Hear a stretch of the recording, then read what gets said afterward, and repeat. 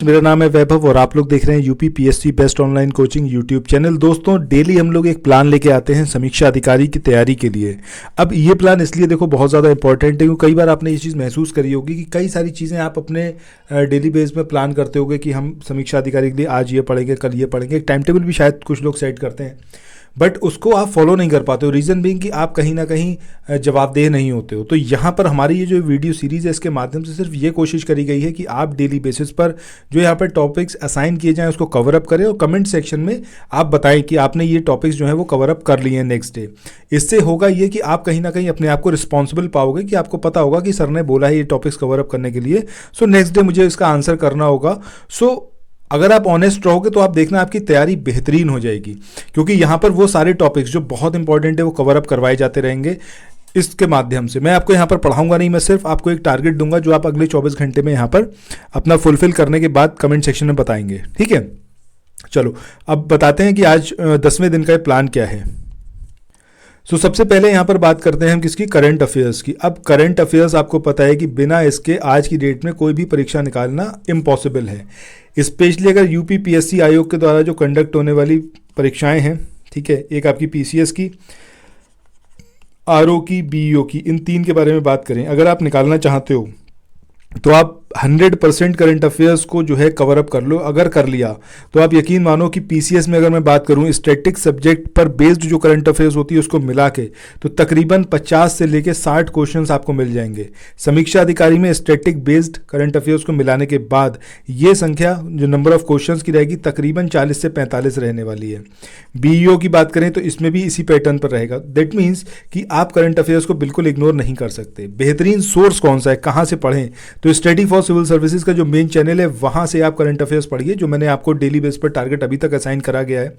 तो उसमें मैंने आपको बताया स्टार्टिंग में 25-25 क्वेश्चंस बोले थे, उसके बाद मैंने बोला था 50 क्वेश्चन, और जो लोग नए हैं जो अब देखना स्टार्ट करें इस सीरीज को उनको मैंने बोला था कि 75 क्वेश्चंस एमसीक्यू, इसको आप कवर अप करिए अक्टूबर मंथ के।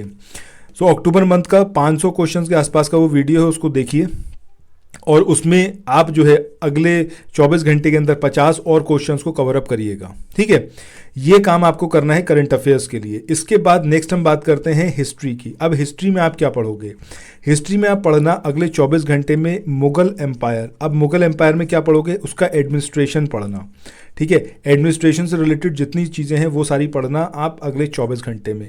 इसके अलावा ज्योग्राफी की बात करें, ज्योग्राफी में आपको क्या पढ़ना है, एकदम बेसिक, मतलब जो हमारा इंडिया है, इंडिया के जो फीचर्स हैं, फीचर्स इन सेंस कि कितने स्टेट हैं, कितनी यूनियन टेरिटरी हैं, कौन से क्रम में अगर हम लगाना शुरू करें। सपोज अगर मैं आपसे ये पूछूं कि छठे नंबर पर साइज के अकॉर्डिंग छठे नंबर पर कौन सा स्टेट आता है, तो ये सब कुछ आपके फिंगर टिप पे होना चाहिए। ठीक है, number of Lok Sabha seats, number of Rajya Sabha seats, एक बार ओवरव्यू ज़रूर होना चाहिए, स्पेशली उत्तर प्रदेश और उसके जो नेबरिंग अपने स्टेट हैं उनके बारे में ज़रूर आपको पता होना चाहिए। और एक इम्पॉर्टेंट चीज़ कि अभी जो इलेक्शन हुआ है उस इलेक्शन में कौन कौन से स्टेट में इलेक्शन हुआ है, तो वहाँ पर कौन कौन सी सरकारें बनी हैं और वहाँ पर जो आपका वो नंबर ऑफ सीट्स हैं लोकसभा की, राज्यसभा की, और उनके बॉर्डर्स कौन कौन सी उससे मिलते हैं, ये सारी चीज़ें। कुछ इसमें पॉलिटी का अंश भी आएगा जब मैं लोकसभा और राज्यसभा की सीट्स की बात कर रहा हूँ, बट इसको आप थोड़ा सा ब्रॉड कैटेगरी में लेके इसको कवर अप करिए।